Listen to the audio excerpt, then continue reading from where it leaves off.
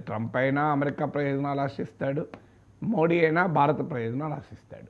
ఇది అది ఈవెన్ ఇవాళ ప్రైమ్ మినిస్టర్ ప్రెస్ కాన్ఫరెన్స్లో కూడా చెప్పాడు. ట్రంప్ నుంచి నాకు నచ్చేది, నేను నేర్చుకునేది తన దేశ ప్రయోజనాల కొరకు గట్టిగా నిలబడడం అని. సో అందువల్ల Trump lobby make America great again, మీకు మోడీ లాబీ వికసిత భారత్, ఈ ఇండియా గ్రేట్ అగైన్, ఈ రెండు కూడా same ideological points of view. అంటే తమ దేశము, తమ దేశ ప్రయోజనాల కొరకు నిలబడడం అనేది ఒక సబ్స్టాన్షియల్గానే కాదు, ఈ ఇద్దరు నేతలు కూడా ఆప్టిక్స్లో కూడా ముఖ్యం.